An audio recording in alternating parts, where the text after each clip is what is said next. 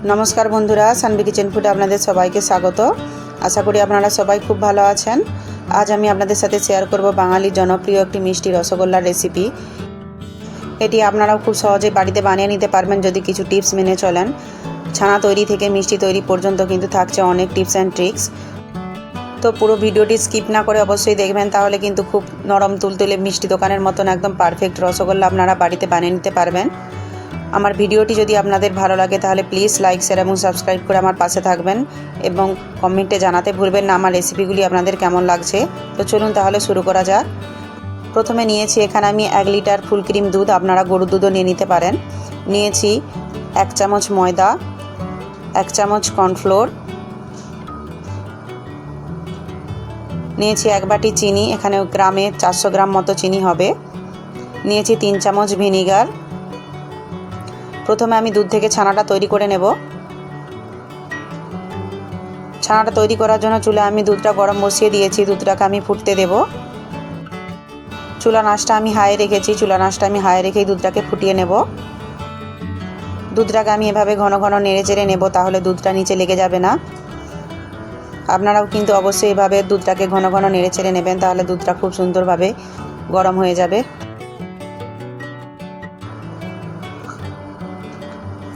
देखुन बंधुरा दूधटा आमार फुटते शुरू करे दिएছে। दूधटा किन्तु पुरोपुरी फुटे गेलेই चूलार आँचटा बंध करे दिते होबे। दूधटा आमार पुरोपुरी फुटे गेছে, एबार आमी चूलार आँचटा बंध करे देब। छानाटा खूब सुंदर नरम करार जोन्नो दूधटा किन्तु फुटे जाওয়ার साथे साथे ভিনিগার দিয়ে दूधटा काटिয়ে नेবেন ना। दूधटाके आमी प्रथमे एभाবে नेড়ে চেড়ে 1.5 मिनट मतो एकटु ঠান্ডা করে নেব। এতে কিন্তু ছানাটা খুব সুন্দর নরম হবে। দেখুন বন্ধুরা, দুধটাকে আমি একটু ঠান্ডা করে নিয়েছি। এখানে আমি যে 3 চামচ ভিনিগার নিয়েছিলাম তাতে আরও 3 চামচ জল মিশিয়ে নিয়েছি। এবার আমি অল্প অল্প করে ভিনিগার দিয়ে ছানাটা তৈরি করে নেব। ভিনিগারটা অবশ্যই এভাবে অল্প অল্প করে মিশিয়ে নেবেন। এভাবে অল্প অল্প করে ভিনিগার মিশিয়ে আমি ছানাটা তৈরি করে নেব। একবারে কিন্তু পুরোটা ভিনিগার দিয়ে দেবেন না, তাহলে কিন্তু ছানাটা শক্ত হয়ে যেতে পারে। এখানে আপনারা ভিনিগারের পরিবর্তে লেবুর রসও ব্যবহার করতে পারেন।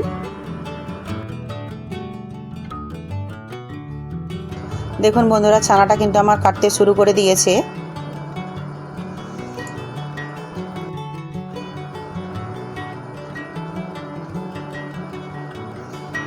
এবার আমি পুরো ভিনিগারটাই দিয়ে দিলাম। দেখুন বন্ধুরা, ছানাটা কিন্তু আমার পুরোপুরি তৈরি হয়ে গেছে। দুধটা কিন্তু একদম কেটে গেছে। যখন দেখবেন যে দুধের কালারটা ঠিক এরকম হয়ে গেছে, তখনই কিন্তু বুঝতে হবে যে ছানাটা পুরোপুরি কেটে গেছে। আপনাদের যদি দুধের কালারটা এরকম না হয় তাহলে কিন্তু ভিনিগারের পরিমাণটা একটু বাড়িয়ে দেবেন। ভিনিগার যতটা নেবেন ততটা পরিমাণ কিন্তু জলও মিশিয়ে নেবেন। দেখুন বন্ধুরা, ছানাটা কত সুন্দর নরম হয়েছে। জলটাও কিন্তু একদম পরিষ্কার হয়ে গেছে। এবার আমি ছানাটাকে ছেঁকে নেব। ছানাটা ছাঁকার জন্য এখানে আমি একটা সুতির কাপড় নিয়েছি একটা ছাঁকনি।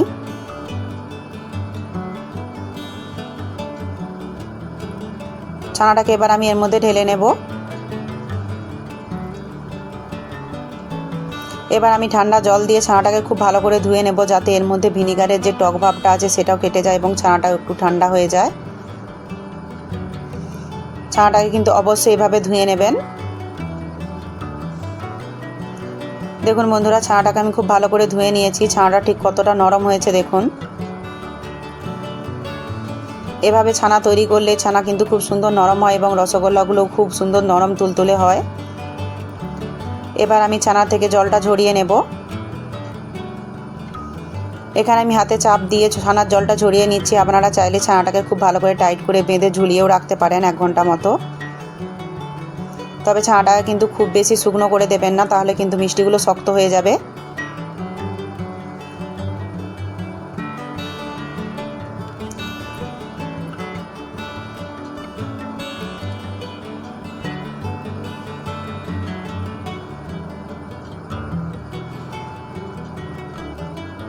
ছানার মধ্যে অল্প একটু জল রাখতে হবে, তাহলে ছানাটা খুব সুন্দর নরম থাকবে। ছানার জলটা আমি খুব ভালো করে ঝরিয়ে নিয়েছি। এবার আমি এটাকে একটা থালার মধ্যে নিয়ে নেব। দেখুন বন্ধুরা, ছানাটা আমি থালার মধ্যে নিয়ে নিয়েছি। ছানাটা ঠিক কতটা নরম হয়েছে দেখুন, একদম কিন্তু শুকনো হয়ে যায়নি। এবার আমি হাতের তালুর সাহায্যে ছানাটাকে খুব ভালো করে মেখে নেব। এভাবে ছানা তৈরি করলে ছানাটা মাখতে কিন্তু খুব বেশি সময় লাগে না, 3 থেকে 4 মিনিটের মধ্যে ছানাটা খুব ভালো করে মাখা হয়ে যায়। এভাবে কিন্তু অবশ্যই ছানাটাকে মেখে নেবেন যাতে এর মধ্যে কোনো ডেলা না রয়ে যায়। তবে ছানাটাকে খুব বেশি কিন্তু এভাবে ম্যাশ করে নেবেন না, তাহলে কিন্তু এর মধ্যে যে ঘিটা থাকে সেটা বেরিয়ে যাবে।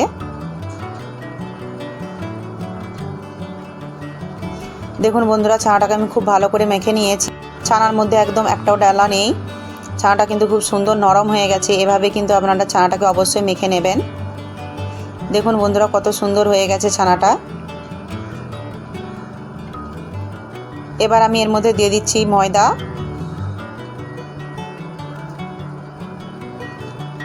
এবার দিয়ে দিচ্ছি কর্নফ্লোর, দিয়ে দিচ্ছি হাফ চামচ চিনি। চিনিটা দিলে রসগোল্লাগুলো খুব সুন্দর জালি হবে। এগুলোকে খুব ভালো করে আমি মিশিয়ে নেব। ছানাটাকে খুব বেশিক্ষণ কিন্তু মাখবেন না।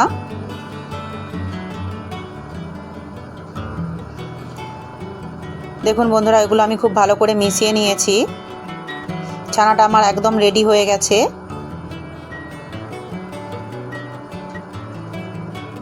রসগোল্লা তৈরি করার জন্য ছানাটা কিন্তু আমার একদম পারফেক্টভাবে রেডি হয়ে গেছে। আপনারাও কিন্তু অবশ্যই এভাবে বানিয়ে নেবেন। এবার আমি প্রথমে এর জন্য শিরাটা বানিয়ে নেব।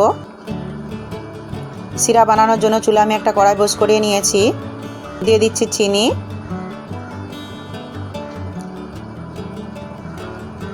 একই বাটিতে আমি দিয়ে দেব 4 বাটি জল।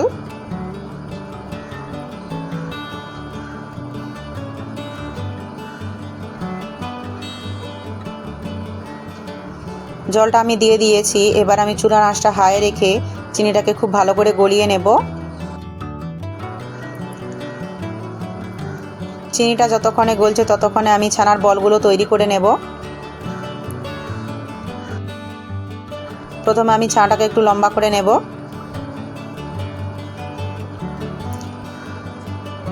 এবার আমি এ থেকে ছোট ছোট বল বানিয়ে নেব। আপনারা আপনাদের পছন্দ মতো সাইজের রসগোল্লাগুলো তৈরি করে নিতে পারেন। এখানে আমি মিডিয়াম সাইজের বানাচ্ছি। 1 কিলো দুধের ছানা থেকে মিডিয়াম সাইজের 12টা মিষ্টি তৈরি হয়ে যাবে। আমার চ্যানেলে যারা নতুন এসেছেন তারা প্লিজ চ্যানেলটিকে সাবস্ক্রাইব করে আমার পাশে থাকবেন এবং পাশে থাকা বেল আইকনটি অবশ্যই অল করে নেবেন, যাতে আমার পরের ভিডিও নোটিফিকেশানগুলি আপনাদের কাছে পৌঁছে যেতে পারে। এবার আমি ছানার বলগুলোকে হালকা হাতে গোল করে নেব। এগুলোকে কিন্তু খুব বেশি চাপ দিয়ে গোল বানাবেন না। দেখুন, একটা আমি তৈরি করে নিয়েছি। একই রকমভাবে আমি সবগুলো বানিয়ে নেব। সবগুলো বল আমি খুব ভালো করে গোল করে নিয়েছি। এবার আমি চিনির শিরাটা দেখে নেব। চিনির শিরাটাও এদিকে আমার প্রায় ফুটতে শুরু করে দিয়েছে। চিনিগুলো কিন্তু খুব সুন্দর করে গলে গেছে। চুলার আঁচটা আমি কিন্তু হাইয়েই রেখেছি। চিনির শিরাটাকে আমি খুব ভালো করে ফুটিয়ে নেব। চিনির শিরাটা আমার খুব ভালো করে ফুটে গেছে। এবার আমি দিয়ে দিচ্ছি এর মধ্যে অল্প একটু দুধ। দুধ দেওয়াতে চিনির মধ্যে যে নোংরাগুলো থাকে সেটা উপরে উঠে আসে। তা অবশ্যই এভাবে অল্প একটু দুধ দিয়ে চিনিটাকে ফিল্টার করে নেবেন। চিনির শিরাটা এবার আমি খুব ভালো করে ফুটতে দেব।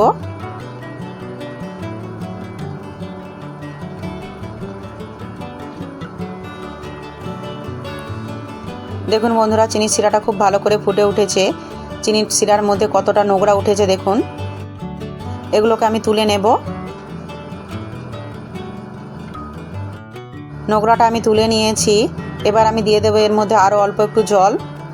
আবার আমি শিরাটাকে খুব ভালো করে ফুটতে দেব। দেখুন বন্ধুরা, আবারও কিন্তু অনেকটা নোংরা উপরে উঠেছে। এটাকেও আমি তুলে ফেলে দেব এবং একই রকমভাবে আমি আবারও একটু জল দিয়ে ফুটিয়ে নেব। আবার আমি নোংরাটা তুলে ফেলে নেব। এভাবে কিন্তু চিনির শিরাটাকে ততক্ষণ পর্যন্ত ফিল্টার করে নিতে হবে যতক্ষণ না চিনির শিরাটা একদম পরিষ্কার হয়ে যাচ্ছে। এখানে আমি 3 থেকে 4 বার জল দিয়ে এভাবে কাতরা তুলে নিয়েছি। এবার আমি রসগোল্লাগুলো এর মধ্যে দিয়ে দেব। আপনারা চাইলে শিরাটাকে ছেঁকেও নিতে পারেন। এখানে আমি মোট কিন্তু 5 বাটি মতো জল ব্যবহার করেছি। ছানার বলগুলো আমি একে একে এভাবে চিনির শিরার মধ্যে দিয়ে দেব। এবার আমি এটাকে ঢাকা দিয়ে হাই ফ্লেমে 15 থেকে 20 মিনিট পর্যন্ত সেদ্ধ হতে দেব। প্রায় 5-7 মিনিট মতো হয়ে গেছে। রসগোল্লাগুলো খুব সুন্দর করে ফুটে উঠেছে। রসগোল্লাগুলো যাতে সমানভাবে সেদ্ধ হয় তার জন্য কড়াইটাকে একটু ধরে নিয়ে এভাবে ঝাঁকিয়ে নেবেন, তাহলে রসগোল্লাগুলো চারিদিক থেকে সমানভাবে সেদ্ধ হবে।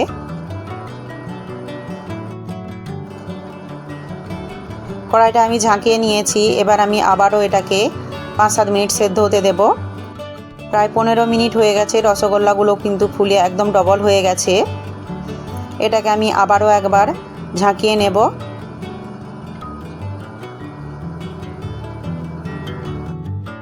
আপনারা এটা ঢাকা খুলে কোনো চামচ বা ডাবুর সাহায্যেও হালকা করে উল্টে নিতে পারেন, তবে চামচ বা ডাবুটা কিন্তু উল্টো করে এগুলোকে উল্টে নেবেন, তা না হলে কিন্তু মিষ্টিগুলো কেটে যেতে পারে। আরও 5 মিনিট মতো আমি সেদ্ধ করে নিয়েছি। রসগোল্লাগুলো কিন্তু একদম রেডি হয়ে গেছে।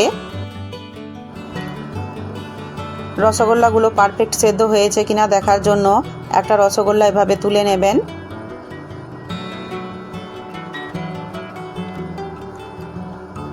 রস থেকে এভাবে রসটা ঝরিয়ে তুলে নিয়ে ঠান্ডা জলের বাটিতে দিয়ে দেবেন।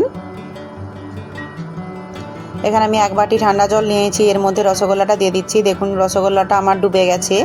রসগোল্লা যদি এভাবে ঠান্ডা জলে ডুবে যায় তাহলে বুঝতে হবে রসগোল্লাগুলো একদম রেডি হয়ে গেছে। এবার আমি চুলার আঁচটা বন্ধ করে রসগোল্লাগুলো একটু ঠান্ডা করে নেব। রসগোল্লাগুলো আপনারা গরম গরমও খেতে পারেন, আবার ঠান্ডা করেও খেতে পারেন। রসগোল্লাগুলো আমার অনেকটাই ঠান্ডা হয়ে গেছে। এবার আমি এগুলোকে সার্ভ করে নেব।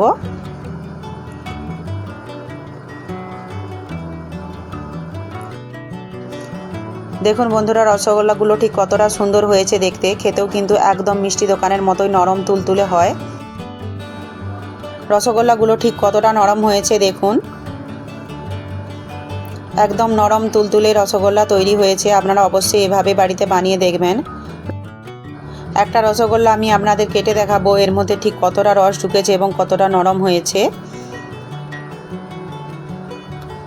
দেখুন বন্ধুরা, রসগোল্লাটা ঠিক কতটা নরম হয়েছে। একদম কিন্তু জালিদার রসগোল্লা তৈরি হয়েছে। এর ভেতরে ঠিক কতটা পরিমাণ রস ঢুকেছে দেখুন। আপনারাও কিন্তু যদি সব টিপস মেনে রসগোল্লা তৈরি করেন তাহলে এরকমই রসগোল্লা আপনারাও বাড়িতে বানিয়ে নিতে পারবেন। একদম জালিদার নরম তুলতুলে দোকানের মতো রসগোল্লা। প্রত্যেকটা রসগোল্লার মধ্যে কিন্তু খুব সুন্দর করে রস ঢুকে গেছে।